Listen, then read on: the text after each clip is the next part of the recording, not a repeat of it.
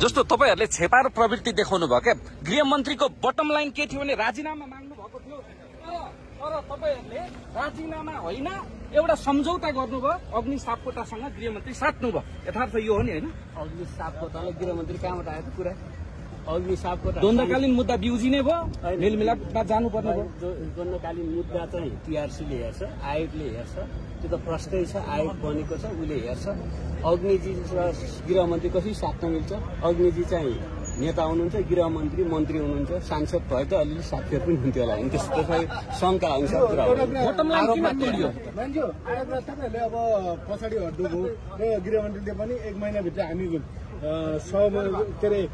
गठन गर्छौँ छानबिन समिति भन्नुभएको छ यो कस्तो छानबिन समिति हो सम्झौता पत्रमा पनि उल्लेख छैन छानबिन चाहिँ अब यसमा चाहिँ न्यायिक आयोग पनि हुन सक्छ छानबिन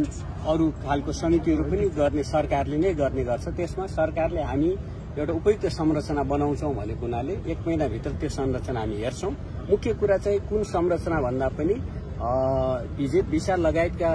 कुराहरूमा अध्यागमनबाट हुँदै आएका चलखेलहरू अनियमितताहरू भ्रष्टाचारजन्य कामहरू त्यहाँबाट मान्छेलाई बेचबिखन गर्ने सम्मका कुराहरू उठेका छन् त्यो कुरोमा प्रष्ट रूपले अनुसन्धान गरोस् अध्ययन गरोस् छानबिन गरोस् र त्यसबाट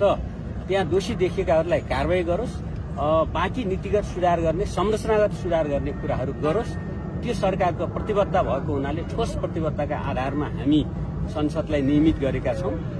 त्यो चाहिँ स्पष्टै आएको छ त्यसैले सहमति त प्रष्टै छ नि त धन्यवाद दोषीहरूमाथि कारबाही हुन्छ आवश्यक नीतिगत संरचनागत सुधारका लागि सुझावहरू हुन्छ त्यो अनुसार काम अगाडि बढ्यो भने त राम्रो कुरा हो नि त त्यसो गर्दा चाहिँ उहाँहरूलाई पनि हाम्रो अनुरोध छ हामी सँगै भयो अझै पनि सँगै हौं भन्ने